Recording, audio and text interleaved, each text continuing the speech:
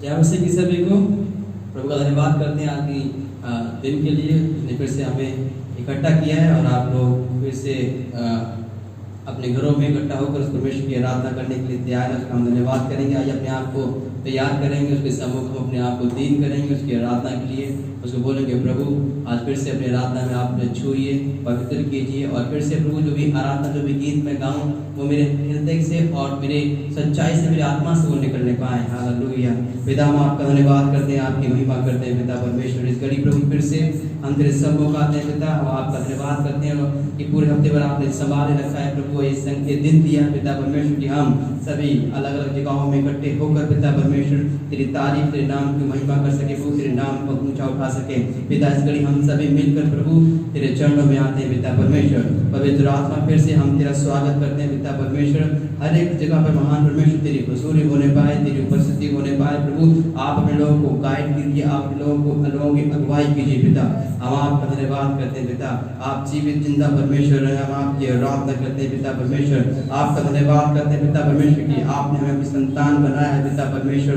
उसी अधिकार के साथ पिता परमेश्वर हम तेरे सामने खड़े होते हैं, तुझसे प्यार करते हैं पिता परमेश्वर। आज के आराधना महान परमेश्वर हम तेरे सम्मुख पिता परमेश्वर तुझे गले लगाते हैं पिता परमेश्वर। ऐसी कोई भी बात, ऐसा कोई भी पाप पिता परमेश्वर तेरे लोगों के बीच में बाधा ना आने पाए पिता परमेश्वर। हम आपका धन्यवाद करते हैं प्रभु यीशु मसीह के नाम से। उन तमाम उन शक्तियों को, उन दुष्ट आत्माओं को जो तेरे लोगों को महान परमेश्वर तेरी आराधना करने से रोक दिया, उन तमाम दुष्ट आत्माओं को यीशु के नाम में हम बंदी करते हैं पिता परमेश्वर और प्रार्थना करते हैं प्रभु पवित्र आत्मा आप कंट्रोल कीजिए पिता परमेश्वर।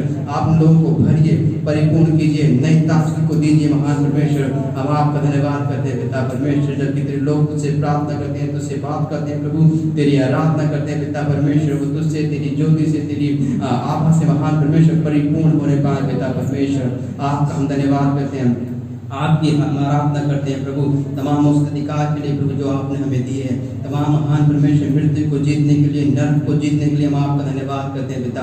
आपके स्तुति आपकी प्रशंसा करते हैं पिता। हालेलुया। धन्यवाद यीशु। फिर से प्रभु आज की आराधना में हम तेरा स्वागत करते हैं। आज की आराधना पिता परमेश्वर ये सिर्फ तेरे लिए है पिता। तुझे चढ़ाते हैं प्रभु सारा धन्यवाद की भरी पिता। हालेलुया। धन्यवाद करते हैं पिता। हालेलुया। तेरी स्तुति तेरी प्रशंसा करते हैं राजा। हालेलुया।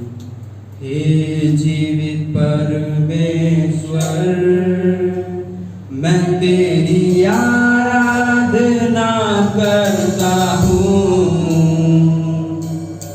जीवन को देने वाले मैं तेरी आराधना करता हूँ। हे जीवित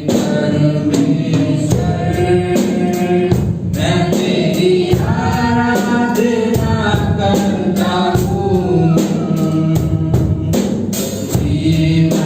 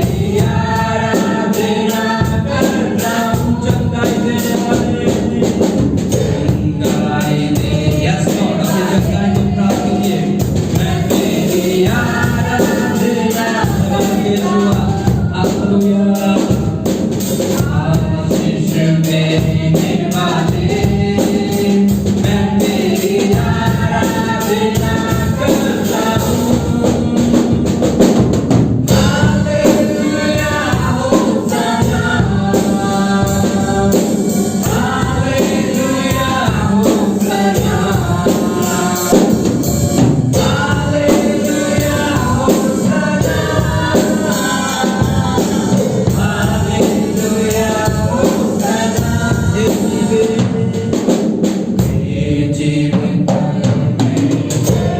जिंदा है मैं तेरी आराधना करता हूँ। जीवन को देने वाले मैं तेरी आराधना करता हूँ। जीवित परमेश्वर मैं तेरी आराधना करता हूँ। जीवन को देने वाले मैं तेरी आराधना करता हूँ। Hallelujah Hosanna, hallelujah Hosanna, hallelujah Hosanna, hallelujah Hosanna, hallelujah Hosanna, hallelujah Hosanna, hallelujah Hosanna,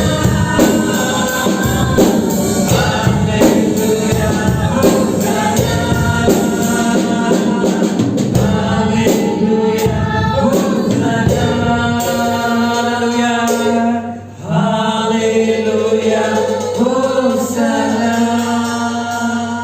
खुद आंखें बंद करते उसे प्यार कीजिए। वो हमारे सन्मुख है, उसने अपना डेरा हमारे बीच में कर दिया है। वो परमेश्वर जीवित है। उस परमेश्वर की आंखें हमेशा हमारी ओर लगी है, उसके कान हमेशा हमारी प्रार्थना की ओर लगे हुए हैं। उस परमेश्वर को हम धन्यवाद करेंगे, इस अधिकार के लिए हम धन्यवाद करेंगे जो अधिकार उसने वचन में हमें दिए हैं। हालेलुया। पिता हम आपका धन्यवाद करते हैं प्रभु, शैतान को आपने हरा दिया है पिता, पाप को हमसे दूर कर दिया। हम आपका धन्यवाद करते हैं प्रभु, तेरी सामर्थ को हम ग्रहण करते हैं पिता परमेश्वर। Hallelujah. We worship you lord, तेरी आराधना करते हैं राजा, तेरी प्रशंसा करते हैं प्रभु। आप जैसा और कोई नहीं है पिता परमेश्वर, आप जैसा और कोई नहीं, जिसने हमसे इतना प्यार किया पिता परमेश्वर की अपने आप को कुर्बान कर दिया।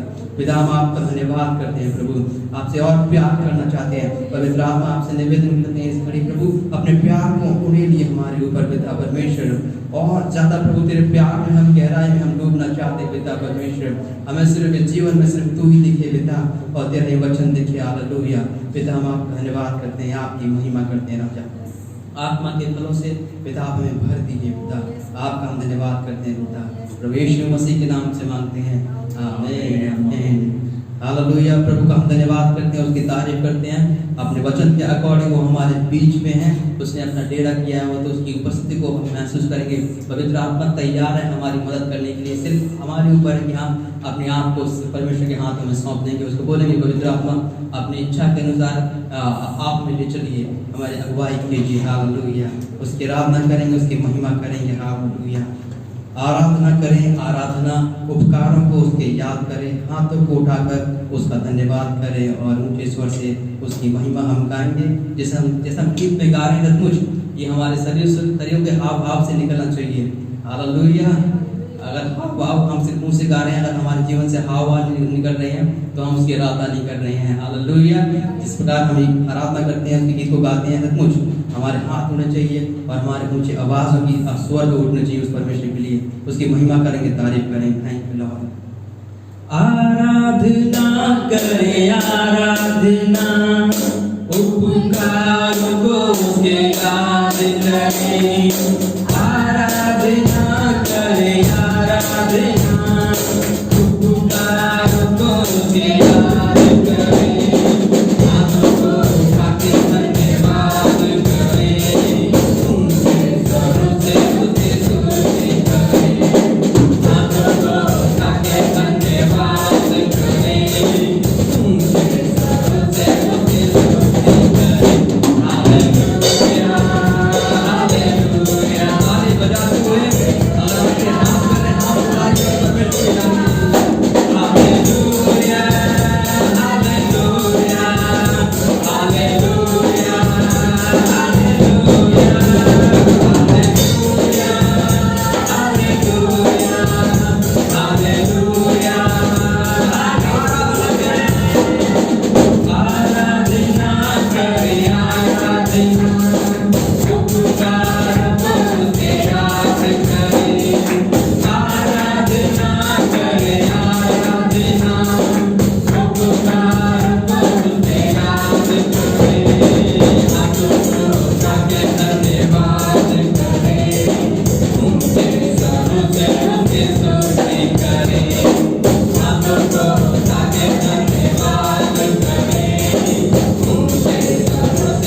सभी मिलकर गाएंगे hallelujah hallelujah hallelujah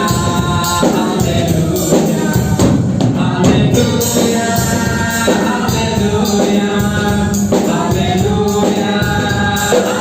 hallelujah hallelujah hallelujah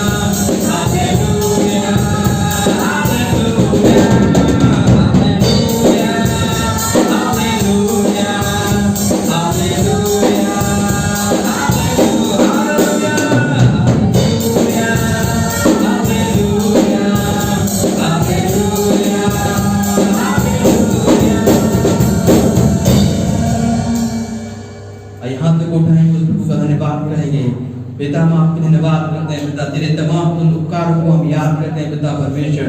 जब जब हमने पुकारा पिता परमेश्वर, आपने झुककर हमारी प्रार्थना को सुना पिता परमेश्वर।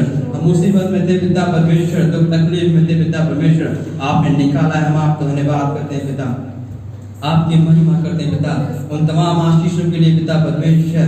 अनंत जीवन में पिता परमेश्वर हमें पिता परमेश्वर हमारे नाम लिखने के लिए हम आपका धन्यवाद करते हैं पिता परमेश्वर, आपका महिमा करते हैं पिता परमेश्वर। पापों से छुड़ाने के लिए प्रभु हम आपका धन्यवाद करते हैं, तेरा धन्यवाद करते हैं पिता, तेरी महिमा करते हैं पिता। आपकी स्तुति आपकी प्रशंसा करते हैं पिता। इस घड़ी पिता इस जीवन को जीने के लिए प्रभु विश्वास में बढ़ने के लिए हमें आपकी जरूरत है पिता परमेश्वर। पवित्र आत्मा की हम अगुवाई को चाहते हैं पिता। आप आइए मेरे जीवन में पिता परमेश्वर, अपना पूर्ण नियंत्रण लीजिए पिता। इस घड़ी पिता परमेश्वर जीवन तेरा है, अपने दोनों हाथों को हम उठाते हैं पिता। पवित्र आत्मा अपने जीवन को तुझे समर्पित करते हैं। आप मुझसे बेटर मेरे जीवन के बारे में जानते हैं प्रभु।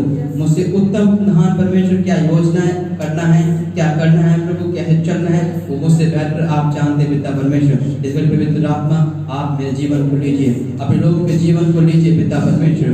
हमारी अगुवाई कीजिए, उसके वचन को समझने के लिए अपनी बुद्धि दीजिए पिता परमेश्वर। अपने वचन का प्रकाशन हमें दीजिए पिता परमेश्वर। तेरे वचन के प्रति पिता परमेश्वर हमारा जीवन में और प्यार बढ़ के आने पाए पिता परमेश्वर। तेरी बातों को महान परमेश्वर हम पिता परमेश्वर हम महत्व देने पाए। हालेलुया, तेरे वचन को हम महत्व देने पाए। आपका हम धन्यवाद करते हैं पिता प्रभु। इन सब बातों के लिए हमें आपकी जरूरत है। तेरे बिना हम कुछ नहीं है पिता, तेरे बिना हम कुछ नहीं कर सकते पिता। हालेलुया, धन्यवाद यीशु। We worship you Lord, we worship you Lord. Thank you Lord Jesus. धन्यवाद यीशु, thank you Lord.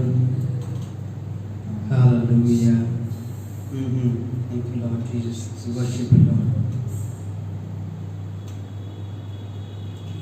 We worship you Lord. अपने जीवन को समर्पित करेंगे हम उस परमेश्वर को, उसको बोलेंगे प्रभु मेरे जीवन को आप लीजिए। Thank you Lord Jesus. Hallelujah, मेरे जीवन को आप संभालिए पिता। तेरे प्रति पिता परमेश्वर, तेरे वचन के प्रति मेरी चाल चलन दृढ़ हो जाए पिता।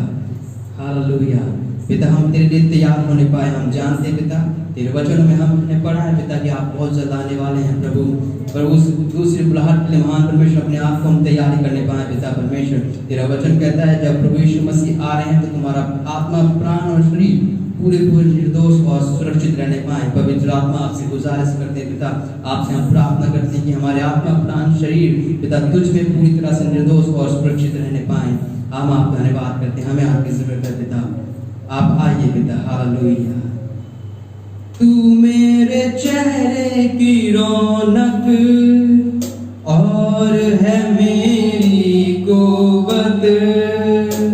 तू मेरे चेहरे की रौनक और है मेरी कुव्वत। हसमत और जलाल के बादशाह तुझसे है मेरी सीरत। हसमत और जलाल के बादशाह तुझसे है मेरी सीरत। तेरे बिना ये जिंदगी मेरी, तेरे बिना ये जिंदगी मेरी बेरौनक बेसूरत है। यहोवा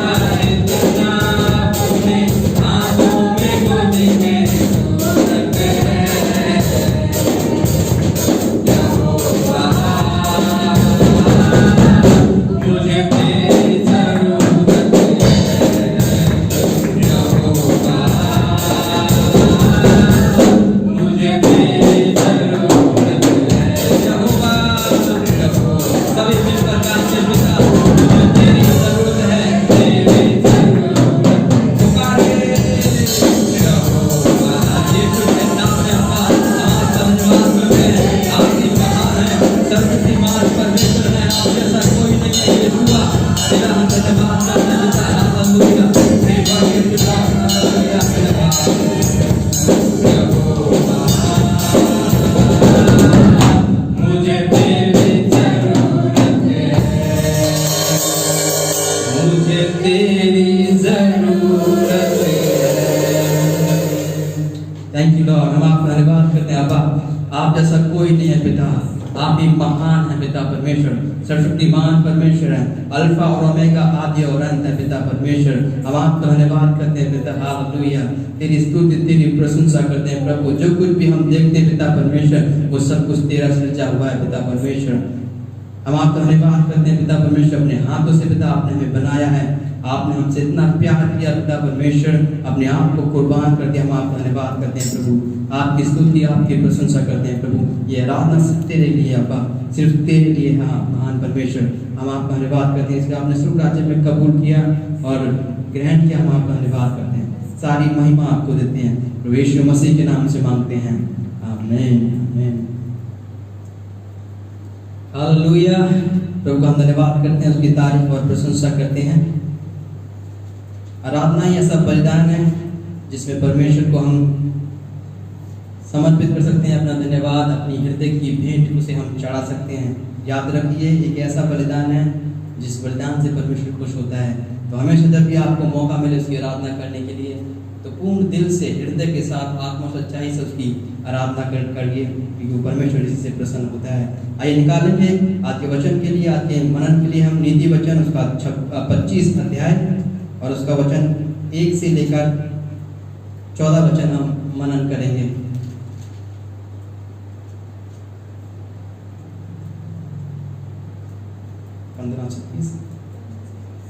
माफ कीजिए, वचन 15 से हम 28 तक पढ़ेंगे। पिछले हफ्ते हम सभी लोगों ने पढ़ लिया था वचन 1 से लेकर 14 तक। तो हम नीति वचन 25 उसका 15 से लेकर 28 तक हम मनन करेंगे। मैं पढ़ूंगा, आप सभी लोग मेरा साथ दे सकते हैं, अपनी बाइबल से आप देख सकते हैं। धीरज धरने से न्याय मनाया जाता है और कोमल वचन हड्डी को भी तोड़ डालता है। क्या तूने मधु पाया? तो जितना तेरे पास ठीक हो उतना ही खाना, ऐसा ना हो कि अधिक खाकर उसे उगल दे। अपने पड़ोसी के घर में बारंबार जाने से अपने पाँव को रोक रख, ऐसा ना हो कि वह तुझसे खिन्न होकर घृणा करने लगे। जो किसी के विरुद्ध झूठी साक्षी देता है वह मानो हथौड़ा और तलवार और पैना तीर है। विपत्ति के समय विश्वासघाती का भरोसा टूटे हुए दांत या उखड़े पांव के समान है। जैसा जाड़े के दिनों में किसी का वस्त्र उतारना या सज्जी पर सिरका डालना होता है, वैसे ही उदास मनवाले के सामने गीत गाना होता है। यदि तेरा बैरी भूखा हो तो उसको रोटी खिला, और यदि वह प्यासा हो तो उसे पानी पिलाना, क्योंकि इस रीति से तू उसके सिर पर अंगारे डालेगा और यहोवा तुझे इसका फल देगा। जैसे उत्तरी वायु वर्षा को लाती है, वैसे ही चुगली करने से मुख पर क्रोध छा जाता है। लंबे चौड़े घर में झगड़ालू पत्नी के संग रहने से छत के कोने पर रहना उत्तम है। जैसा थके मांदे के प्राणों के लिए ठंडा पानी होता है, वैसे ही दूर देश से आया हुआ सुसमाचार भी होता है। जो धर्मी दुष्ट के कहने में आता है वह गंदले सोते और बिगड़े हुए कुंड के समान है। बहुत मधु खाना अच्छा नहीं, परंतु कठिन बातों की पूछपाछ महिमा का कारण होती है। जिसकी आत्मा वश में नहीं वह ऐसे नगर के समान है जिसकी शहरपना घिराव करके तोड़ दी गई हो। आमीन। प्रभु के वचन और पढ़े जाने पर आपको आशीष मिले। बहुत सारी ऐसी बातें हैं जो हम वचन से सीख सकते हैं। आप लोग इस वचन पर मनन कीजिए। वचन 28, जिसकी आत्मा वश में नहीं है वैसे नगर के समान है जिसकी शहरपना घेराव करके तोड़ दी गई हो। हालेलुया। यदि आप अपने आप को कंट्रोल नहीं कर पा रहे हैं, पाप पर विजय नहीं पा रहे हैं, तो समझ लीजिए हमारी आत्मा किसी और के वश में है, हमारी आत्मा परमेश्वर के वश में नहीं है। क्योंकि वचन में लिखा हुआ है कि हमारा शरीर पवित्र आत्मा का मंदिर है, और इस मंदिर में जिसको हम बिठाएंगे ये मंदिर उसी का हो जाएगा। हालेलुया। तो इस मंदिर में आपने किसको बिठाया है, कौन सी बातें हमारे शरीर के द्वारा हो रही है, हमारे जीवन में हो रही हैं। आप लोग भली बातें जानते हैं। यदि ऐसा नहीं है कि परमेश्वर के वचन के अनुसार हमारा जीवन नहीं चल रहा है, तो याद रखिए मंदिर में कोई और घुस आया है और जिसके वश में हमारी आत्मा हो चुकी है। तो कोशिश कीजिए, पवित्र आत्मा हमेशा हमारे निरंतर हमारे संग साथ है, वो तैयार है हमारी मदद करने के लिए। क्या हम तैयार हैं अपने आप को उसके सम्मुख उड़ेलने के जीवन को उसे देने के लिए? तो प्रभु बोलिए, प्रभु मेरे इस जीवन में आप आइए। इसलिए मंदिर सिर्फ आपका है, शरीर सिर्फ आपका है, तो इसमें सिर्फ आप ही वास करने पाएँ। प्रभु आपको आशीष दिन मिलने के द्वारा आंखें बंद करेंगे, हम प्रार्थना में हम जाएंगे। प्रार्थना करेंगे हमारे राष्ट्र के लिए, प्रार्थना करेंगे हमारी सरकार के लिए, प्रार्थना करेंगे हम अपने राज्य के लिए और आस पड़ोस जहाँ भी आपकी नज़र जाती है, जो भी आपके दिमाग में आता है कि इस व्यक्ति के लिए प्रार्थना की जाए जो मसीह में नहीं है, जो प्रभु में नहीं है, तो आप प्रार्थना कर सकते हैं उस व्यक्ति के लिए। और प्रार्थना करेंगे साथ ही अपने देश के लिए कि हमारे देश पर शांति बनी रहे, अनुग्रह और दया बनी रहे। यहाँ प्रार्थना करेंगे, अपने सरों को झुकाएंगे, आंखें बंद करेंगे। पिता, हम आपका धन्यवाद करते हैं इस घड़ी प्रभु, हम सभी लोग प्रभु फिर से तेरे पवित्र सिंहासन के करीब आते हैं प्रभु। प्रार्थना करते हैं हमारे देश के लिए प्रभु। इस भारत देश में आपने हमें रखा है पिता परमेश्वर, हम आपका धन्यवाद करते हैं। इस देश में रहते हुए पिता परमेश्वर हमने तेरे वचन को जाना, तुझे पहचाना प्रभु। हम आपको धन्यवाद करते हैं प्रभु, तुझसे प्रार्थना करते हैं हमारे राष्ट्र पर तेरा अनुग्रह होने पाए, हमारे राष्ट्र पर पिता परमेश्वर तेरा प्यार होने पाए प्रभु, तेरी शांति होने पाए। तमाम ऐसी बातें पिता परमेश्वर जो हमारे देश पर पिता परमेश्वर अशांति को लेकर आती हैं प्रभु यीशु मसीह के नाम में, उन तमाम ऐसी बातों को हम दूर करते हैं पिता परमेश्वर। जितने भी लोग महान परमेश्वर, जितने भी धर्मों के अलग अलग लोग रह रहे हैं पिता, उन हर एक में पिता परमेश्वर तेरा प्यार, तेरा मेल मिलाप होने पाए प्रभु। प्रार्थना करते हैं हमारी सरकार पर तेरी आशीष होने पाए पिता परमेश्वर, तेरा अनुग्रह होने पाए। अपनी बुद्धि को दीजिए हमारी सरकार पर, ताकि वो जो भी निर्णय करें पिता वो हमारे देश की भलाई के लिए और लोगों के लिए होने पाए प्रभु। हम आपका धन्यवाद करते हैं, सारी महिमा तुझे देते हैं पिता परमेश्वर। जितने भी लोग प्रभु तेरे सम्मुख अलग अलग लोगों के लिए प्रार्थना लेकर आ रहे हैं पिता, आप उन सबकी प्रार्थना को आप सुन रहे हैं पिता परमेश्वर।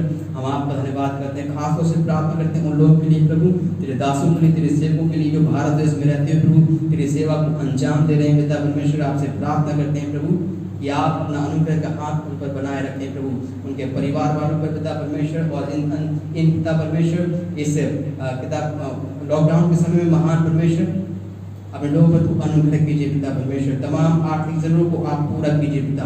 हम आपका धन्यवाद करते हैं, सारी महिमा आपको देते हैं, सारा जलाल आपको देते हैं पिता प्रभु यीशु मसीह के नाम से मांगते हैं, आमीन आमीन हालेलुया। समय है अपनी अपनी भेंटों को प्रभु को चढ़ाने के लिए, तो अपनी भेंटों को हम अपने हाथ में रखेंगे और हम प्रभु को अपनी भेंट हम चढ़ाएंगे। मैं चाहता हूँ कि सभी लोग अपनी अपनी भेंटों को अपने हाथ में रख लें और हम प्रार्थना करेंगे। उम्मीद करता हूँ कि आप लोगों ने अपनी भेंटों को अपने हाथ में रख लिया हो। मैं जब भी कहता हूँ भेंट के लिए, तो ये हम दान नहीं है जो परमेश्वर को दे रहे हैं, दान हम भिखारी को देते हैं, भेंट हम उसे देते हैं जिससे हम प्यार करते हैं, जिसका हम आदर करते हैं। तो हमारी ये भेंट दर्शाती है कि हम परमेश्वर को कितना आदर करते हैं, उससे कितना प्यार करते हैं। दूसरी बात मैं बताता हूँ कि ये भेंट एक बीज के समान है। जितना हम बीज अपने खेत में डालेंगे उतना ही फसल हमारे जीवन पर अपने हम देखने पाएंगे। प्रियो, मेरा जीवन इस बात का गवाह है कि इन पैसे के मामले में जब भी मैंने बोया है तो परमेश्वर ने मुझे कभी भी किसी के सामने लज्जित होने नहीं दिया। जितनी भी जैसी भी जरूरत है परमेश्वर ने अपने वचन के अनुसार मेरी हर जरूरत को पूरा किया है। ये मेरा जीवन इस बात का गवाह है, हालेलुया। तो आप भी, मैं चाहता हूँ कि अपने भेंट को अपने हाथ में लीजिए और सोचिए कि एक बीज है जो आज मैं परमेश्वर को दे रहा हूँ और परमेश्वर निश्चित समय पर अपने समय में इस बीज को बढ़ाएगा, हालेलुया। आज हम प्रार्थना में हम जाएंगे। पिता, हम आपका धन्यवाद करते हैं, इस भेंट को हम तेरे हाथों में समर्पण करते हैं। तेरे लोगों ने अपने अपने भेंट को अपने हाथों में लिया पिता परमेश्वर। इस घड़ी पिता परमेश्वर ये भेंट तेरे लिए पिता परमेश्वर बीज का काम करने पाए पिता, इस बीज को आप ग्रहण कीजिए प्रभु। और प्रार्थना करते हैं जो लोग पिता तंगी में बो रहे हैं पिता परमेश्वर तेरे वचन के लिए, आपसे प्रार्थना है पिता परमेश्वर, आप किसी की कर्जदार नहीं है। अपने आकाश की दरों को खोल दीजिए प्रभु अपने लोगों के लिए, और तेरी आशीष की अपरंपार वर्षा तेरे लोगों के जीवन में होने पाए पिता परमेश्वर। उनका जीवन भी एक गवाही होने पाए पिता परमेश्वर की आपने उनकी हर एक जरूरत को पूरा किया है, हर एक आर्थिक घटे को पूरा किया है। हम आपका धन्यवाद करते हैं, आपका हम धन्यवाद करते हैं पिता परमेश्वर। प्रार्थना करते हैं फिर से प्रभु, जितने लोग बोल रहे हैं पिता उनके बीज को आप ग्रहण कीजिए प्रभु, उनकी भेंट को आप ग्रहण कीजिए और इसका प्रतिफल अपने वचन के अनुसार आप उनके जीवन को दीजिए। हम आपका धन्यवाद करते हैं, आपकी महिमा करते हैं, प्रभु यीशु मसीह के नाम से मांगते हैं, आमीन आमीन हालेलुया। अपने अपनी भेंटों को अपने बाइबल में रख दीजिए और जब भी आपको समय मिले तो तो आप प्रभु के भवन में लेकर आ सकते हैं। ये समय है प्रभु के वचन का और हम तैयार होंगे क्योंकि सबसे महत्वपूर्ण समय है ये कि हम प्रभु के वचन से हम सुनेंगे। तो मैं चाहूँगा कि अपनी बाइबल को तैयार कर लें, अपने आप को तैयार कर लें और वचन में हम जाएंगे। मैं पासी का स्वागत करूँगा, वो आगे आएंगे और आज वचन की सेवा हमारे बीच में करेंगे।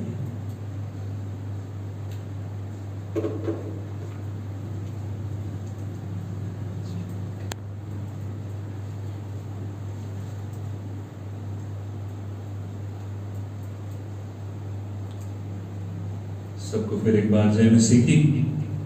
प्रभु यीशु मसीह के नाम को सारी महिमा मिले, जिसने हमें आज के इस दिन तक, इस सुबह तक संभाल के रखा अपनी दया में, अपने अनुग्रह में। आज का दिन मेरे लिए आनंद का दिन है, क्योंकि पिछले सप्ताह में मैंने अपने जन्मदिन को मनाया और कलीसिया के सब लोग जिन्होंने विश किया उन सबको बहुत धन्यवाद। प्रभु आप सबको बहुत आयत से आशीष दे। और मैं परमेश्वर का भी धन्यवाद करता हूँ कि जिसने पिछले इतने साल संभाला, और सबसे बढ़ के इस बात का कि मैं परमेश्वर से दूर बिना आशा के पाप में अपनी मर्जी से जिंदगी बिता रहा था, प्रभु से दूर था। और प्रभु यीशु मसीह ने अनुग्रह किया कि प्रभु ने मुझे दोबारा से ढूंढा और अपने राज्य के लिए चुना और अपनी सेवा के लिए इस्तेमाल होने का सौभाग्य मुझे दिया। इसके लिए मैं प्रभु का धन्यवाद करता हूँ। और फिर एक बार आप सबका भी धन्यवाद जिन्होंने प्रार्थना करी। प्रभु हम सबको आशीष दे। आइए हम प्रार्थना करें और परमेश्वर के वचन में जाएंगे। हमारे सामर्थी प्रेमी पिता, आपके बेटे हमारे उद्धारकर्ता प्रभु यीशु मसीह के जिंदा नाम से हम आपके सामने आते हैं। प्रार्थना करते हैं परमेश्वर कि आज आप अनुग्रह करें कि आपके वचन को प्रभु हम अच्छे से सीखने और समझने वाले हो सके। परमेश्वर इन दिनों में हम विनती करते हैं परमेश्वर की आप हमारी मदद करें परमेश्वर, ताकि हम समझने पाएं कि क्या है वो हमारी जिंदगी में प्रभु जो आप चाहते हैं। धन्यवाद करते हैं परमेश्वर कि हम एक बहुत बड़ी भीड़ का हिस्सा नहीं है, पर हम सबको आप नाम से जानते हैं, हमें व्यक्तिगत तौर पे जानते हैं। प्रभु मैं आपसे विनती करता हूँ परमेश्वर, कर रहा हूँ सब प्रेयर के जितने भी परिवार परमेश्वर पिता इस समय आपके वचन को सुन रहे हैं परमेश्वर, आपकी कृपा और आपकी अद्भुत दया प्रभु जी सब पे होने पाए परमेश्वर। हर एक परिवार, हर एक घराना, हर एक व्यक्ति परमेश्वर आज आपके वचन को परमेश्वर पिता समझने पाए। अपनी बुद्धि को प्रभु खोले, अपने हृदय को खोल के परमेश्वर पिता आपके वचन को प्रभु हम हृदय से ग्रहण करने पाए और उसमें बनने पाए। प्रभु आज हम सीखने पाए जो आप हमें सिखाना चाहते हैं।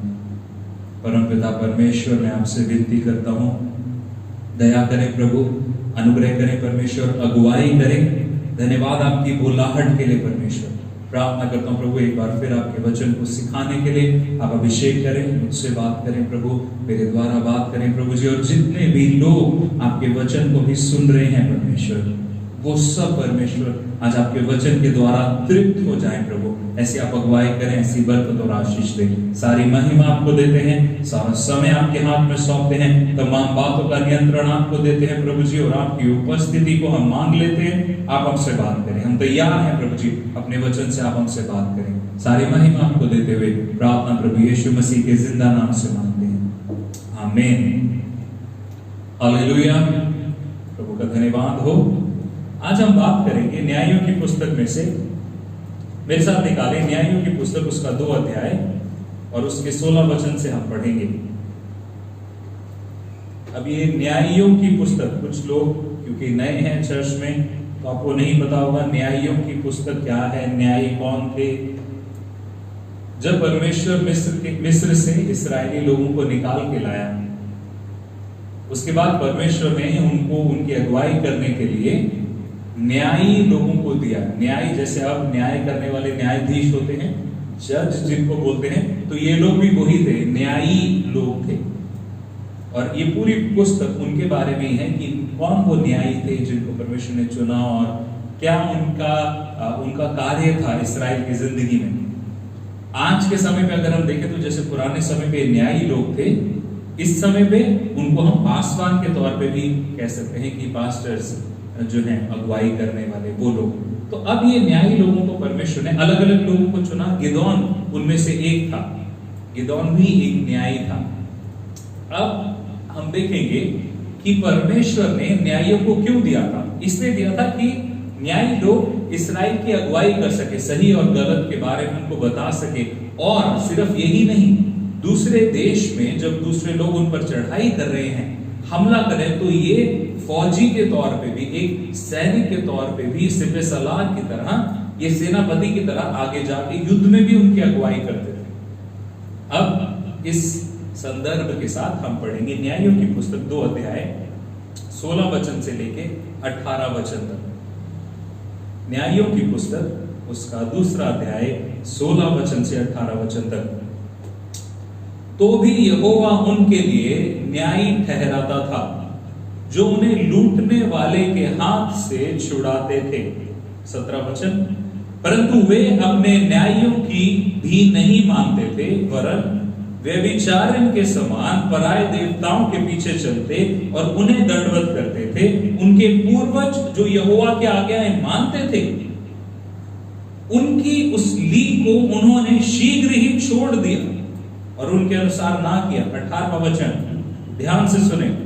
जब जब यहोवा उनके लिए न्यायी को ठहराता था, तब तब वह उस न्यायी के संग रहकर उसके जीवन भर अपने शत्रुओं के हाथ से उनको, तब जब यहोवा उनके लिए न्यायी को ठहराता था, तब वह उस न्यायी के संग रहकर उसके जीवन भर उन्हें शत्रु के हाथ से छुड़ाता था, क्योंकि यहोवा उनका कराहना जो अंधेर और उपद्रव करने वालों के कारण होता था, सुनकर दुखी था। यहां पर वचन क्या बता रहा है कि इस्राएल के जो लोग थे, उनके लिए परमेश्वर ने न्यायियों को खड़ा किया, और यहोवा परमेश्वर स्वयं वो न्यायी व्यक्ति के साथ रहकर उनको दुश्मन के हाथों से बचाता था। परंतु बार बार यहां पर क्या लिखा है कि वो न्यायी की भी नहीं सुनते थे, और उस न्यायी के जीवन भर वो सुरक्षित रहते थे।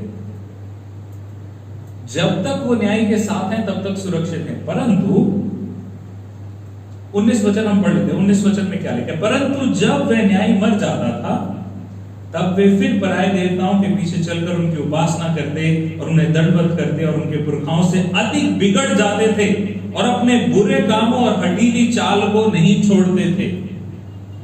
जब तक वो न्यायी जिंदा है तब तक तो ये ठीक चलते थे, पर जब वो न्यायी मर गया तो फिर ये अपने बुरे कामों की ओर फिर गए। आज मैं बात करूंगा कि एक विश्वासी कैसा होना चाहिए। कुछ लोग जो चर्च में नए हैं,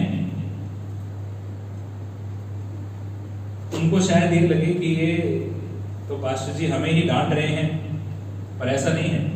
ये नए और पुराने दोनों विश्वासियों के लिए है। तो जो पुराने विश्वासी हैं वो शायद इस वचन के द्वारा एक बार मुझसे डांट खा चुके होंगे पिछले 7 सालों में। ये जो न्यायी है ये क्या करता था? लोगों को बचाता था। बचाना मतलब दुश्मन हमला कर रहा है, लोग पीछे हैं, तो न्यायी बीच में खड़ा हो जाता था।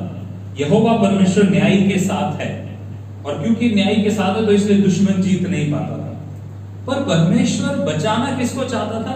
अपने लोगों को। और वो चाहता था कि लोग सही रीति से यहोवा परमेश्वर के पीछे चलें। पर ये लोग क्या कर रहे थे? अरे न्यायी तो है ना, वो हमें बचा लेगा। और जब तक वो जिंदा है वो बचा लेता था कि ठीक चलते थे, पर जैसे ही वो मरता था ये फिर अपनी वापस चाल में चले जाते थे। 2 तरह के विश्वासी हैं कलीसिया में। पहला है मजबूत विश्वासी और दूसरा है मजबूर विश्वासी। आज हम दोनों के बारे में बात करेंगे, मजबूत और मजबूर। जब एक क्लास में बच्चे पढ़ते हैं तो आपने देखा होगा, हम सब, मैं तो क्लास में बहुत शरारतें करता था एक टाइम पे। तो जब टीचर क्लास में है तो सब बच्चे अच्छे से तमीज से चुपचाप अच्छे से बैठते थे। जैसे ही टीचर 2 मिनट के लिए क्लास से बाहर निकला तो फिर वो शोर शराबा शुरू हो जाता था। पर क्लास में कुछ बच्चे ऐसे भी थे जो शोर नहीं करते थे, वो चुपचाप बैठे रहते थे। तो वो हैं जो सही बच्चे हैं, और कुछ बच्चे हमारे जैसे थे जो बिगड़े हुए थे। आज मैं उन्हीं विश्वासियों की बात कर रहा हूं कि प्रभु कैसा हमें चाहता है। एक मजबूत विश्वासी क्या होता है और एक मजबूर विश्वासी क्या होता है? देखिए, हो सकता है आप चर्च में हैं बहुत सालों से, या हो सकता है आप चर्च में हैं बहुत महीनों से, या कुछ महीनों से ही आप चर्च में जुड़े हैं। आपके दिमाग में आपको शायद पता नहीं है कि एक मजबूत विश्वासी कैसा होता है और एक गैर मजबूत या मजबूर विश्वासी कैसा होता है। आज मैं आपके लिए 6 चीजें बताऊंगा कि क्या फर्क है, क्या अंतर है एक मजबूत विश्वासी में और एक मजबूर विश्वासी में। आज का प्रचार खत्म होने तक आपको समझ में आ जाएगा कि आप कौन सी कैटेगरी में हैं। अगर आप मजबूत विश्वासी हैं तो प्रभु को महिमा मिले, आप सच में वचन को समझना, प्रभु की राह पे चलना सीख चुके हैं, उसमें निरंतर बने रहें। और यदि आप मजबूर विश्वासी हैं तो जहां जहां पर आपको दिख रहा है कि आपकी जिंदगी में कमी है, देखिए प्रचार इसीलिए ही है, कलीसिया इसीलिए है, प्रभु ने बाइबल इसीलिए ही दी है कि हम अपने आप को ठीक कर सकें।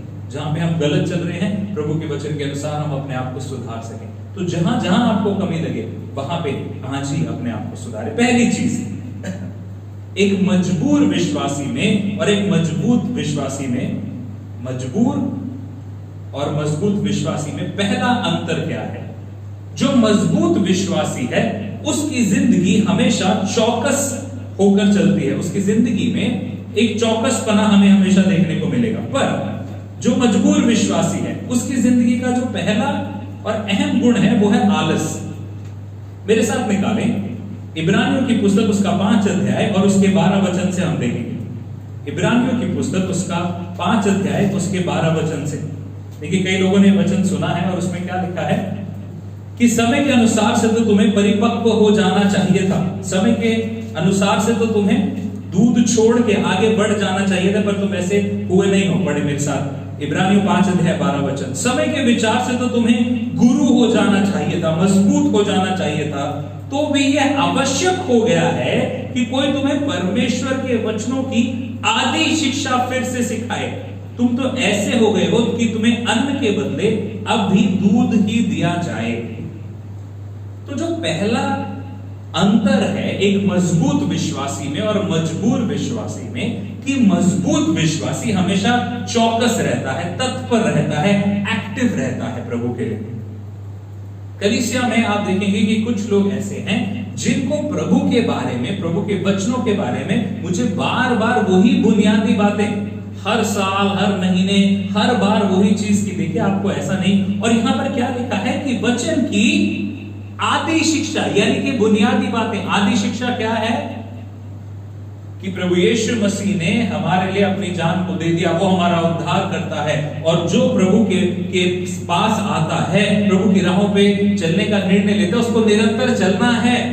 पर कुछ लोग आएंगे थोड़ी देर के लिए, प्रभु में हाँ पास्टर जी बिल्कुल ठीक, हम चलेंगे। बट उनके घर में जाओ तो पता लगेगा कि चोरी भी चल रही है, गाली गलौज भी चल रहा है, व्यभिचार भी चल रहा है, नशे भी चल रहे हैं। बुनियादी चीजें बेसिक। आज भी मेरे प्रियो, आज भी, पिछले हफ्ते भी मैंने बोला था, आज भी मैं बता रहा हूं कि आज तक भी हमें दशवांश के बारे में शिक्षा देने की जरूरत पड़ती है।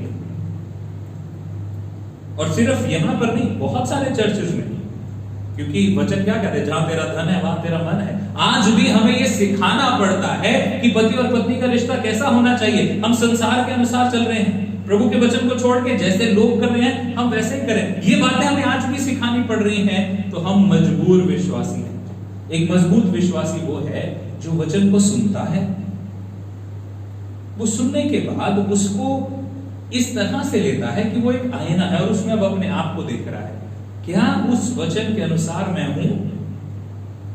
कुछ लोगों को जब थोड़ा कठोर वचन मिलता है तो कहते हैं अरे यार पास्टर जी तो डांटते ही रहते हैं, पास्टर जी ने तो डांट दिया। ठीक है, डांट दिया, कोई बात नहीं। मजबूर विश्वासी क्या करेगा, अरे पास्टर जी तो डांटते रहते हैं, अरे ऐसे बोलते रहते हैं, फिर अपनी ही राह में चल पड़ा। मजबूत विश्वासी, अरे पास्टर जी ने आज फिर मुझे डांट दिया, पर कहीं मुझ में ही कमी है, कहीं मैं अपने आप को परखूं, कहीं मुझ में कुछ गलत तो नहीं है। एक मजबूत विश्वासी वचन को ग्रहण करता है और कहता, उसको बार बार वही बातें नहीं बतानी पड़ती। हो सकता है कोई नई चीज के लिए मुझे उसको सिखाना पड़े, डांटना पड़े, समझाना पड़े, पर एक मजबूर विश्वासी घूम फिर के वो ही घिसी पिटी बातों में वो पड़ जाता है और वो सोचता है कि मैंने प्रार्थना करना सीख लिया तो बस वही सब, पूरा मसीह जीवन वही है।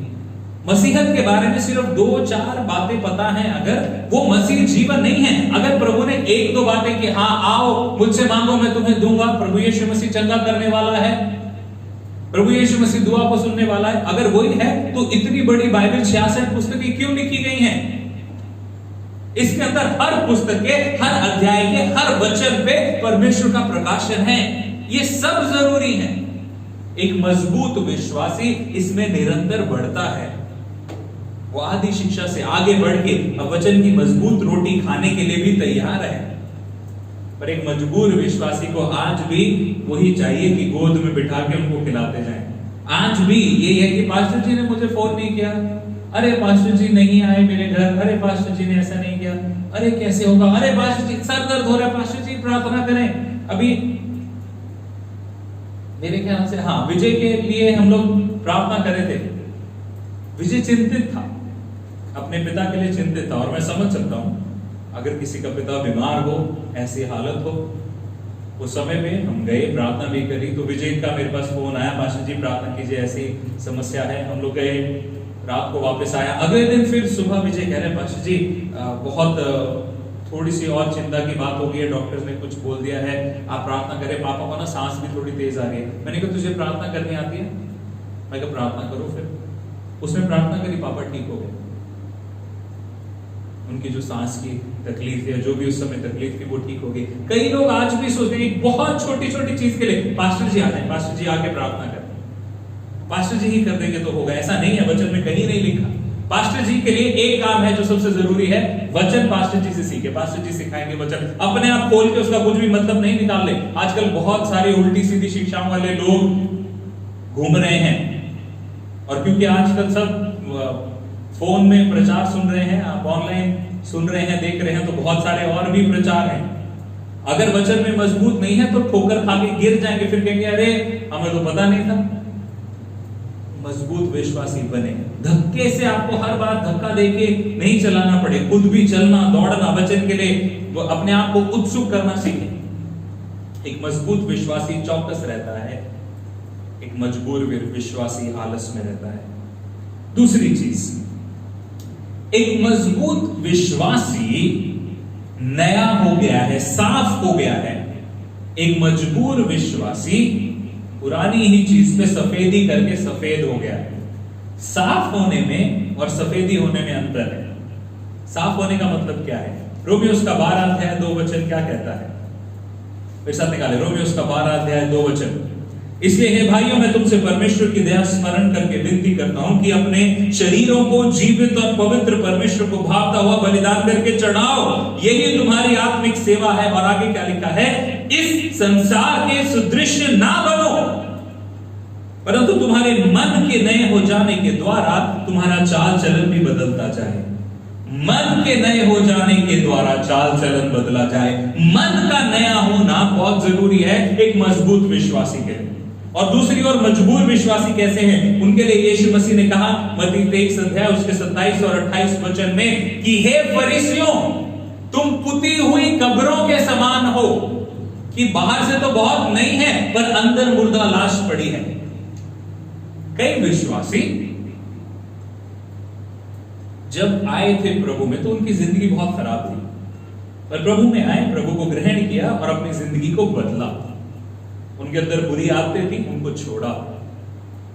पहले जादू टोना, ये अलग अलग चीजों के अंदर जुड़े हुए थे, पर वो सब छोड़ा और फिर वचन को पढ़ते पढ़ते निरंतर अपने आप को नया किया, साफ किया।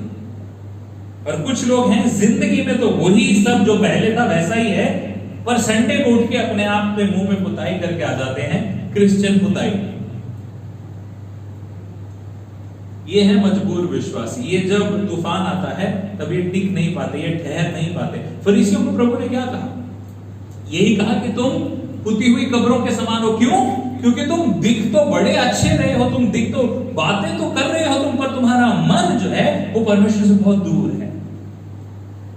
तुम लिपि पुती हुई कब्रों के समान हो। कहीं आप ऐसे विश्वासी तो नहीं है कि यहाँ पे चर्च में तो लोग आपको बड़ा धर्मी समझ रहे हैं, आप बहुत अच्छे हैं, पर जब आपकी जिंदगी में आज खोल के देखा जाए कि आज आपकी जिंदगी जब आप अकेले हैं तो कैसी चल रही है, तो पता लगेगा कि अंदर कितनी गंदगी है। एक बहुत फेमस बाबा थे ना हमारे यहाँ पे सिरसा में, लाखों लोगों की भीड़ उनके पीछे थी। पर जब जिंदगी की परतें खुली तो पता लगा कि हत्याएं भी करवाई हैं, गलत रिश्ते भी बनाए हैं, बहुत सारी अलग अलग चीजें हैं। कहीं हम ऐसे तो नहीं है कि जब कोई हमारी जिंदगी को खोल के देखे तो पता लगे कि हमारी जिंदगी में कितनी गड़बड़ चल रही है। एक मजबूत विश्वासी अंदर से साफ होता है, सिर्फ बाहर से नहीं। वो जो परफ्यूम वाली जिंदगी है वो जिंदगी सही जिंदगी नहीं है। नहाना जरूरी है, अपने आप को प्रभु यीशु के लहू से धोना जरूरी है, परमेश्वर के वचन से अपने आप को साफ करना जरूरी है। सिर्फ वचन को ऐसे मत ले कि वो एक मुझे जो अच्छा लगेगा ना बस उसमें से मैं लेके आज के लिए खुश हो जाऊंगा। ऐसे लोग मेरे हिसाब से गधे हैं, टोटल गधे हैं, क्योंकि ये लोगों को समझ में नहीं आ रहा कि वचन पूरा है आपके लिए। ये पूरा प्रचार जो है वो आपके लिए है। ध्यान रखें, ये प्रचार आपके पड़ोसी के लिए नहीं है, जो आपके साथ में बैठे है उसके लिए नहीं है। आज ये प्रचार आपके लिए है। ये प्रचार मेरे परिवार के लिए नहीं है, प्रचार मेरे लिए है।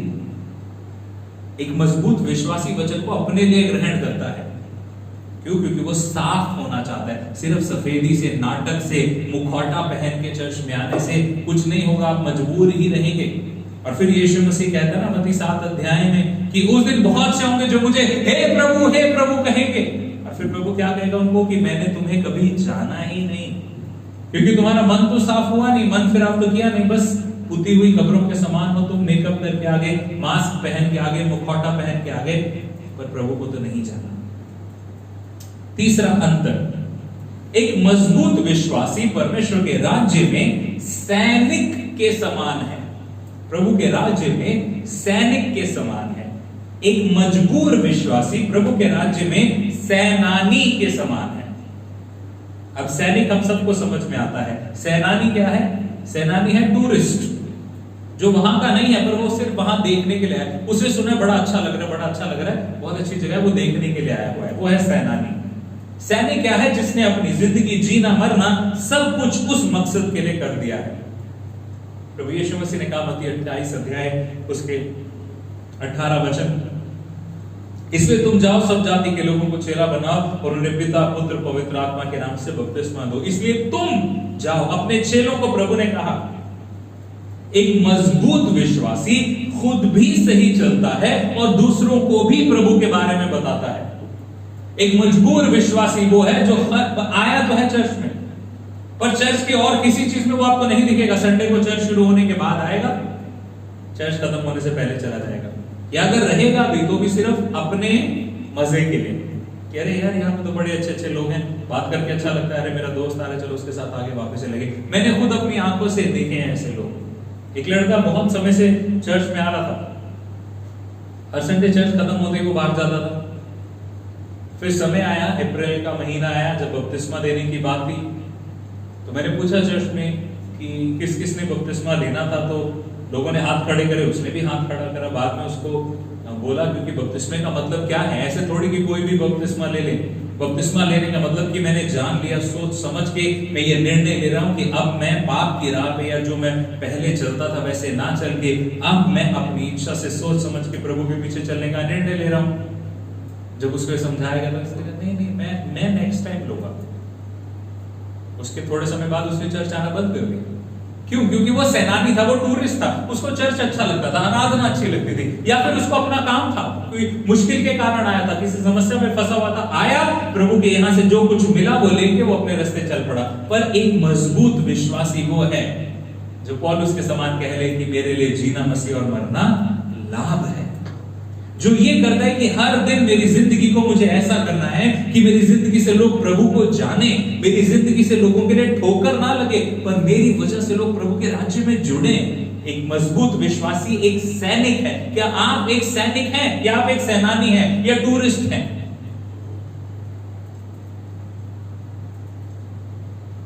क्या आपकी जिंदगी में यह मकसद है कि मुझे प्रभु का राज्य बढ़ाना है, मेरी जिंदगी से मुझे प्रभु यीशु मसीह के बारे में लोगों को प्रचार करना है, बोल के नहीं दिखा के?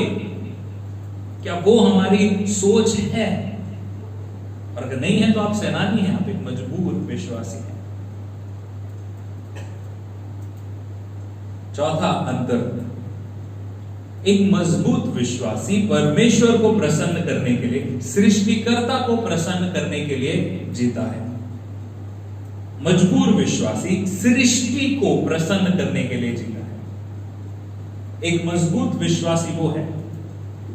यूसुफ के सामने जब पाप करने का मौका आया तो यूसुफ ने क्या कहा कि मेरे मालिक ने, उत्पत्ति उसका 39 अध्याय और उसके 9 वचन में, कि मेरे मालिक ने इस घर में मुझसे कुछ भी रख नहीं छोड़ा है तेरे अलावा। पोतीफर की पत्नी ने यूसुफ को कहा कि आ और मेरे साथ व्यभिचार कर। उसकी पत्नी ने, यूसुफ की नहीं, पोतीफर की पत्नी ने यूसुफ को कहा कि आ मेरे साथ व्यभिचार कर, और यूसुफ कह रहा है कि मेरे मालिक ने कुछ तेरे अलावा कुछ भी रख नहीं छोड़ा, तो फिर मैं परमेश्वर के विरोध में ये पाप कैसे कर सकता हूं। उसने ये जान लिया था कि जो वो सही और गलत कर रहा है वो परमेश्वर के लिए कर रहा है। एक मजबूत विश्वासी की जवाबदेही, किसको खुश करना है, किसकी मर्जी को पूरा करना है, वो परमेश्वर की मर्जी को पूरा करने के लिए जीता है। और मजबूर विश्वासी कौन सा है? जो शाऊल के समान, पहला शमूएल 13 अध्याय 11 और 12 वचन में, उसने बलिदान क्यों चढ़ा दिया था? उसका अधिकार नहीं था शाऊल का बलिदान चढ़ाने का। शमूएल ने बलिदान करना था, पर जब उसने देखा शमूएल अभी तक पहुंचा नहीं है और लोग तितर बितर हो रहे हैं, तो लोगों के कारण उसने जाके बलिदान कर दिया। कई लोग पाप में क्यों पड़ जाते हैं? गलत संगति के कारण। क्योंकि आप कहते हैं कि अरे अगर मैं ऐसे जीने लग गया, ऐसी बातें करने लग गया, ये जो बुरी बातें हैं ये मैंने बातें करनी छोड़ दी, इनकी संगति पे बैठना छोड़ दिया, तो ये लोग मुझसे अलग हो जाएंगे। ये लोग मुझे कहेंगे अरे तू तो बड़ा अलग बन गया है, ऐसा हो गया वैसा हो गया। तो हम क्या करते हैं? प्रभु की बातों को हम संडे को करते हैं चर्च में, और बाकी हफ्ता पूरा दूसरों के साथ, गलत दोस्तों के साथ गलत बातें करते हैं, और फिर उसकी वजह से हमारी जिंदगी में पाप आ जाता है। फिर हम वो पाप में भी जीते हैं, प्रभु के साथ भी चल रहे हैं। क्यों? क्योंकि हम उनको खुश करने के लिए जी रहे हैं। कितने लोग समझौता करते हैं, ये समझौते वाली जिंदगी ही है। जब आप लोगों को प्रसन्न करने के लिए जिएंगे तो आपको समझौते करने पड़ेंगे। और एक चीज ध्यान रखें, समझौता एक बार अगर आपने करना शुरू कर दिया तो फिर आपको बहुत लंबे समय तक वो करते रहना पड़ेगा। पर यदि आप ये चुन लें कि चाहे मुझे हानि क्यों ना उठानी पड़े, तो भी मैं प्रभु के लिए ही जीऊंगा। शद्रक मेशक अबेदनगो ने ये अपने दिमाग में ठान लिया था। दानियेल की पुस्तक 3 अध्याय उसका 18 वचन, कि यदि वो हमें ना भी बचाए तो भी राजा हम तुझे प्रसन्न करने के लिए तेरी मूर्ति की आराधना नहीं करेंगे। एक मजबूत विश्वासी वो है। मजबूर विश्वासी होता तो वो कह देता नहीं मुझे तो कोई बात नहीं राजा, ठीक है, थोड़ा सा कॉम्प्रोमाइज कर लेते हैं ना राजा के सामने, जान बच जाएगी तो प्रभु से माफी मांग के आराधना कर लेंगे। इन दिनों में भारत में बहुत सारी जगह पर यह हो रहा है, झारखंड में, यूपी में,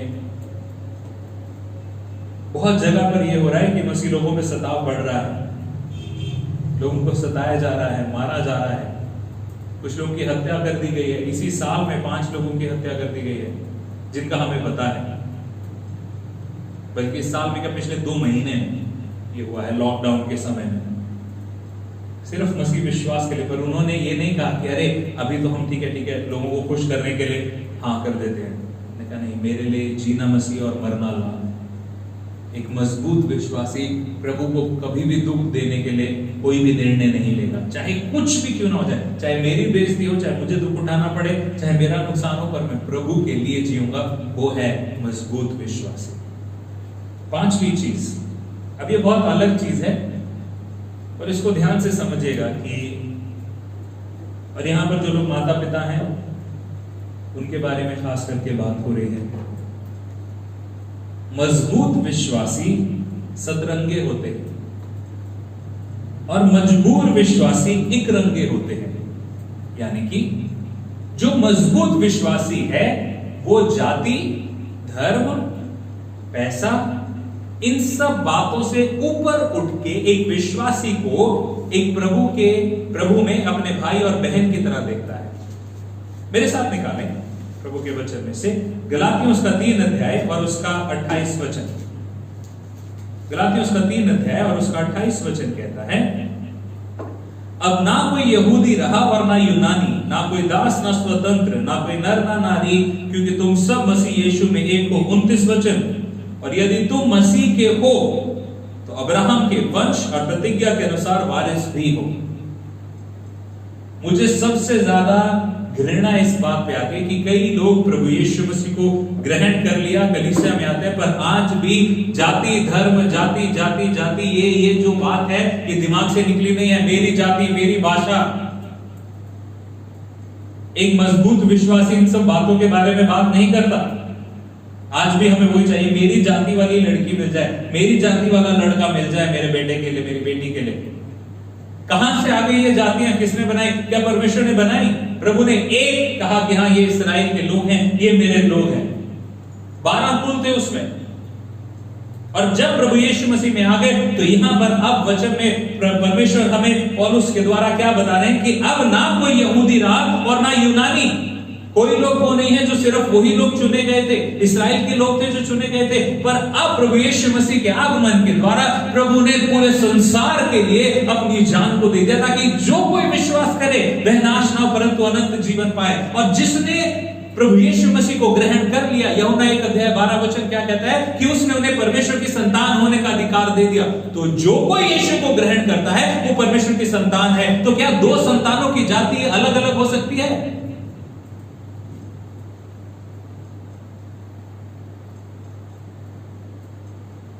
हमारी जाति कैसे तय होती है? हमारे मां बाप से। पिता का नाम ही चलता है ना। तो अब हमारी जाति मसीह है बस। एक मजबूत विश्वासी इस बात को समझता है। एक मजबूत विश्वासी नहीं पास्टर जी, समाज भी तो है, लोग भी तो है, वो अपनी जाति को और अपने जैसे लोगों के साथ उन्हीं के साथ घुलना मिलना। चर्च में मैं हमेशा क्या सिखाता हूं कि जो भी आता है आपको उनसे मिलना है, बात करनी है, सबको जाना है, एक दूसरे के घर जाए, एक दूसरे से बात करें। अगर कोई करुणा हाउस ऑफ प्रेयर में, हमारे चर्च में अगर किसी को यह है कि नहीं मैं तो नीची जाति का हूं, वो ऊंची जाति का तो बात नहीं करूंगा, और उससे बढ़कर अगर कोई ये कहे कि मैं तो ऊंची जाति का हूं, मैं तो ये बहुत बड़े घराने का हूं, पर ये तो नीची जाति का है, तो आप हमारे चर्च से, परमेश्वर के राज्य से निकल जाए, दफा हो जाए, ये आपके लिए नहीं है। मैं फिर एक बार बता दूं कि अगर किसी के मन में आज भी वही जाति जाति जाति जाति चल रही है तो आप यहां से जाते हो जाए, क्योंकि आपने मसीह को ग्रहण ही नहीं किया, आपने समझा ही नहीं है कि क्या है वचन, क्या कहा है। फिर एक बार कान खोल के ध्यान से सुन लें। 26 वचन से पढ़ रहे हैं, क्योंकि तुम सब उस विश्वास के द्वारा जो मसीह यीशु पर है परमेश्वर की संतान हो। गलातियों उसका 3:26 वचन से पढ़ रहा हूं मैं। क्योंकि तुम सब उस विश्वास के द्वारा जो मसीह यीशु पर है परमेश्वर की संतान हो। विश्वास किस पर? प्रभु यीशु मसीह पर। प्रभु यीशु मसीह पर विश्वास करने के द्वारा हम किसकी संतान बने हैं? परमेश्वर की। तो जितने लोग हैं उन सबके लिए एक हकदार है कि हम सब जिन्होंने विश्वास किया यीशु पे, हम परमेश्वर की संतान है। 27 वचन, और तुम में से जितनों ने मसीह में बपतिस्मा लिया है उन्होंने मसीह को पहन लिया है। अब 28 वचन, ना कोई यहूदी रहा और ना यूनानी रहा, ना कोई ऊंची जाति रही ना कोई नीची जाति रही, ना कोई उस जाति का रहा ना कोई इस जाति का रहा, ना कोई दास रहा ना स्वतंत्र रहा, क्योंकि अब सब मसीह यीशु में एक हैं।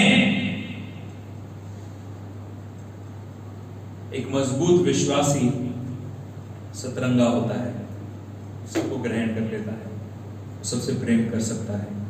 एक मजबूर विश्वासी एक रंगा होता है, वो सोचता है मेरा ही चाल चलन, मेरे ही तरह के लोग वो सही हैं, आप मजबूत नहीं है, मजबूर है। आखिरी चीज, एक मजबूत विश्वासी यीशु का चेला होता है, एक मजबूर विश्वासी लोगों का चेला होता है।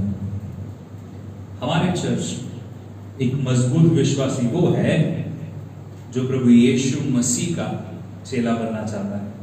मैं शिक्षा देता हूं, पर किस चीज के लिए? कि हमें यीशु का चेला कैसे बनना है। कई लोग पास्टर के चेले बनना चाहते हैं। मैं आपको बता दूं कि जो लोग भी ये सोचते हैं कि पास्टर जी ही सब कुछ हैं, वो गलत सोचते हैं। पास्टर सिर्फ आपकी जिंदगी में एक चरवाहा है। कहां चलना है, कैसे चलना है, वो चरवाहा आपको चलाएगा, चरवाहा आपको बताएगा परमेश्वर के वचन के अनुसार। पर अगर आप ये सोचे चरवाहा उद्धार देगा तो मैं भी नहीं दूंगा उद्धार। आपको मेरा चेला नहीं बनना है, मतलब मेरा, अभी थोड़ा सा मुश्किल है ना समझना कि पास्टर जी आपका चेला नहीं बनना है तो फिर हम वचन में मतलब क्या है, चेला ही तो बनना है, आप ही तो गुरु हैं, आप ही तो सिखा रहे हैं। हाँ, मैं गुरु हूं वचन सिखाने में, पर मुझे प्रभु करके नहीं ग्रहण कर लेना कि अरे पास्टर जी ने अगर हमारे सर पे हाथ रख दिया तो कुछ ओहो बहुत बड़ा हो जाएगा, कुछ तो बड़ा है वो हो जाएगा। ऐसा कुछ नहीं है, मेरे हाथों में कोई जादू नहीं है। वो परमेश्वर जो मेरी प्रार्थना को सुनता है वो आपकी प्रार्थना को भी सुन सकेगा। पर अगर आपकी प्रार्थना नहीं सुनी जा रही है, मुश्किल आ रही है, क्यों आ रही है, वो आप मुझसे पूछ सकते हैं, वो हम परमेश्वर के वचन से सीख सकते हैं। पर आपको मेरा फैन नहीं बनना। फैन के लिए मुझे हिंदी शब्द नहीं पता, पर कई लोग आज पास्टर्स के फैन बने हुए हैं। इन दिनों फेसबुक पे दो अलग अलग झुंड हैं। एक बहुत प्रचारक थे जिनको बहुत सारे लोग सुनते थे, उन्होंने कुछ बात कह दी। जब मैंने वो सुना तो मुझे वो बात कोई गलत नहीं लगी, क्योंकि वो एक उदाहरण दे रहे थे। पर एक दूसरा झुंड था जिसने उनकी वो बात को पकड़ लिया और कहा नहीं देखो जी, ये तो ये इस तरीके से बात कर रहे हैं। एक मजबूत विश्वासी जब इस बात को सुनता है तो उसके लिए ये मापदंड होना चाहिए कि वचन के हिसाब से मैं देखूं कि अगर ये पास्टर ने गलत बात कही है तो फिर मैं बोल दूं कि हाँ यार पास्टर जी ने हो सकता है ये गलत बात कही है, हम उनसे पूछ लेंगे। पर लोग तो अरे हमारे पास्टर के बारे में आपने ये कैसे कह दिया। अगर वो कहेंगे कि नहीं ऐसा है, अगर वो गलत भी बोल रहे तो भी हम मानेंगे, तो फिर आप यीशु के पीछे नहीं चल रहे हैं, आप पास्टर के पीछे चल रहे हैं। और वो पास्टर की भी गलती है। अगर आप ये कहें कि मैं ही करूंगा तो होगा, नहीं होगा, ऐसा ये झूठ है, ये गलत प्रचार है। यीशु मसीह के किसी भी चेले ने अपने आप को यीशु की जगह पे नहीं रखा। उन सब ने, हम जो प्रभु यीशु मसीह के लोग हैं, हम उस राजदूत के समान हैं जो एक दूसरी जगह पे अपने देश को प्रस्तुत करता है। परमेश्वर के दास जो है वो आपको सिखाने समझाने के लिए हैं, पर वो आपके हीरो नहीं है। मैं आपका हीरो नहीं हो सकता। आपका और मेरा, हम दोनों का हीरो यीशु मसीह है। हम दोनों को मिलके उसके जैसा निरंतर बनना है, क्योंकि मुझ में अपनी 100 कमियां हैं, जिसके लिए मैं यीशु के पास प्रभु से मांगता हूं, प्रभु आप मेरी मदद करें इस चीज में, क्योंकि श्रेष्ठ तो कोई नहीं है। और उस कह रहे हैं कि मैं हर दिन ढलता जाता हूं उसके स्वरूप में। हमें हर दिन ढलते जाना है, हम सबको मिलके यीशु का अनुकरण करना है। पर एक मजबूर विश्वासी के लिए बस वो पास्टर वो कुछ कर दिया बस बहुत है। मेरे प्रियो, इन दिनों में ये लॉकडाउन के समय में बहुत क्लियर स्पष्ट रीति से समझ में आ रहा है कि कौन मजबूत विश्वासी और कौन मजबूर है। किन के लिए चर्च सिर्फ एक दिखावा था, वो दिखावे के लिए प्रभु में थे। किन चीजों से हमें पता लग रहा है? जब चर्च के लिए कोई भी प्रेयर के लिए बताया जाता है तो कुछ लोग थे जो बिल्कुल शुरू में जब कहा गया, जैसा कहा गया उन्होंने वो किया। कुछ लोगों वो हम जो जियो मीट पे शाम को प्रार्थना करते हैं, कुछ लोगों को नहीं पता था कैसे करते हैं, पर उन्होंने सीखा, कोशिश करी।